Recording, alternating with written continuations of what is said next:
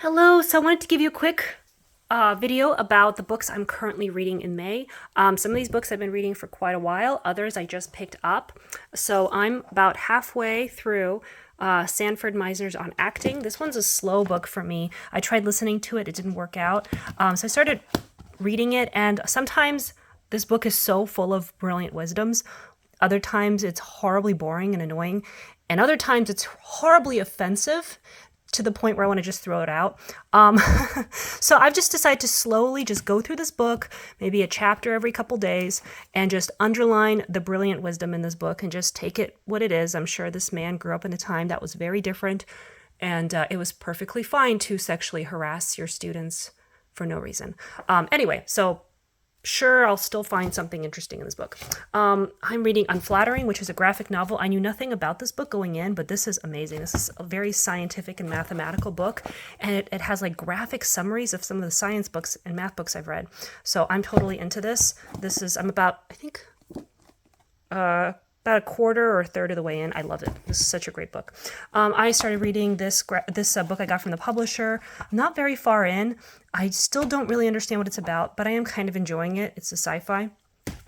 I got this book that I started reading last week. This is this woman's journey through a year of reading, and it's not that she just wasn't a reader and then she became a reader. No, she's always been a reader, but she just decided to randomly document 1 year of reading. So I like it. It's interesting. She kind of reminds me of myself. I started reading Disgrace because I started reading another one of his books, The Master of The Master of Petersburg, and it was horribly written, and this one won the Booker Prize. So I picked this one up, and the writing is incredible, absolutely incredible. I read the first chapter, and I really enjoyed the first chapter. I know this book's really disturbing, but I'm really into this one. I actually picked up a bunch of random books from my shelf after I made my on haul video or declutter video about a week and a half ago, and I picked up a few other books from the shelf to see if I wanted to read a chapter. And this is another one. This is Martin Amis's Time's Arrow, and this book is written backwards. It starts from his death, and it just goes backwards, and like even the dialogue is written backwards, and you kind of have to figure it out. And as you can see here, he even is trying to decode dialogue, so he understands everything going backwards, and it's I don't know, we'll see, kind of cool.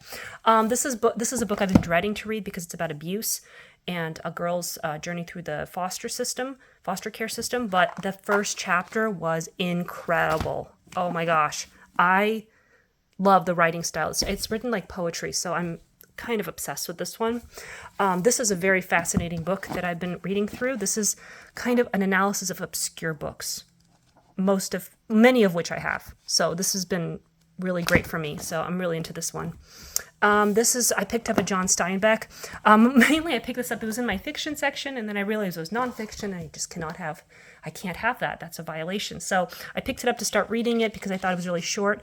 It's interesting. I think it's one of his last books. He, I believe, is dying in this book, and he kind of documents his travels through the United States. It's a little boring and slow, but we'll see.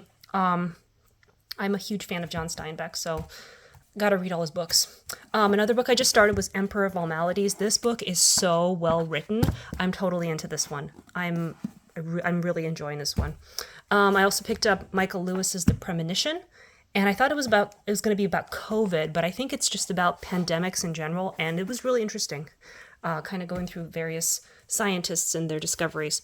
I've been suffering through this book for a long time now.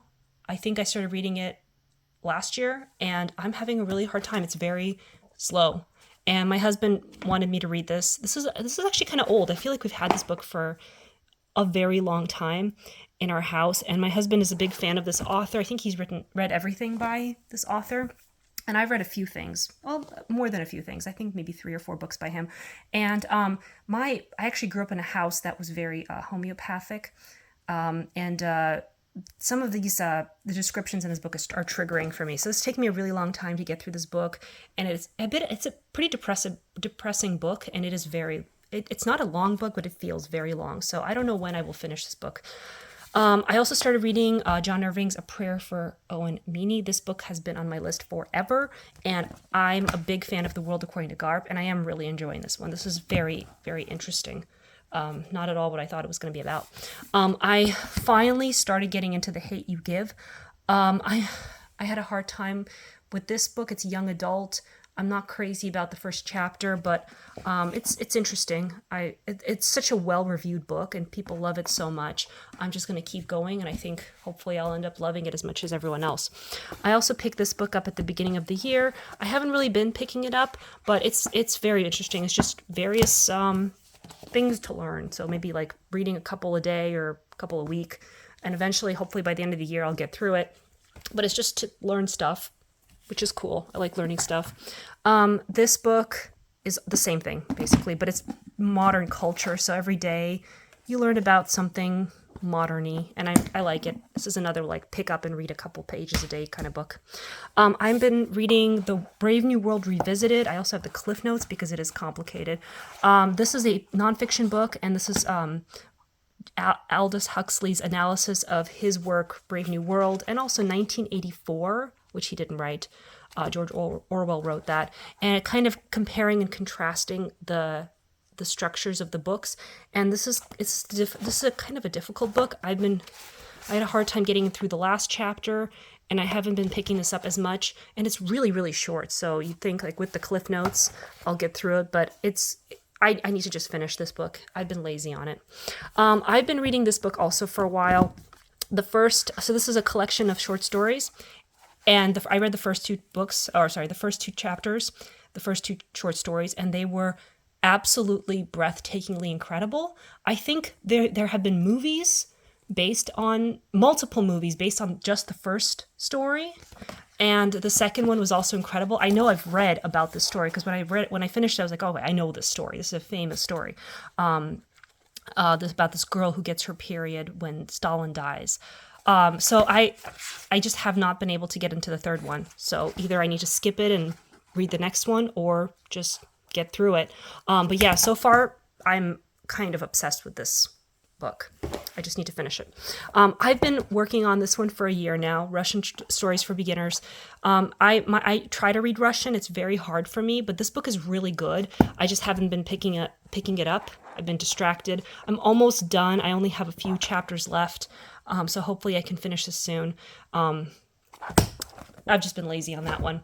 And then this is another book that has taken me forever to read, The Art of Happiness. I listened to the audio abridged version last year or 2 years ago, and it was really appealing to me. I kind of liked his story and his how his refugee status affected his philosophy.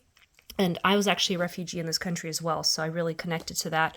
But yeah, so this one is also taking me a while to finish. Some chapters I feel like he just gives up on because he has no real understanding of them. I don't know, like his marriage section, because he's never been married. So what can he say about marriage?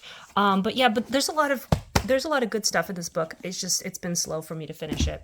And then finally, I'm almost done with this book. I only have let's see.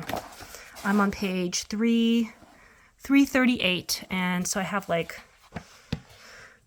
ends on page 416. So I'm almost done with this book. I was hoping to finish this last night, but I fell asleep. I tried listening to this book, and I could not listen to it because my cat wants to say hi. I could not listen to this book. There's too much science in it that I really want to just focus on. I do like this book. I do, but I don't love it. And I think it's a little awkward. The writing is a little awkward, and the message is a little heavy-handed, I think. I am interested to see where it goes. So I am going to finish it, and I'm going to finish the other books in the series. But I cannot say I am obsessed with the three-body problem. I'm just not. And I tried watching the show, and I hated the show. I absolutely hated it. I thought it was terrible. And I'm just, when you watch a show and you're like, wow, this is a great adaptation of something that you read, I felt like it was the opposite.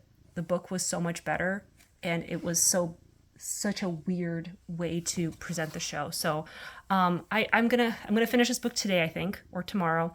But I wish I loved this series as much as everyone else does. Thank you for watching.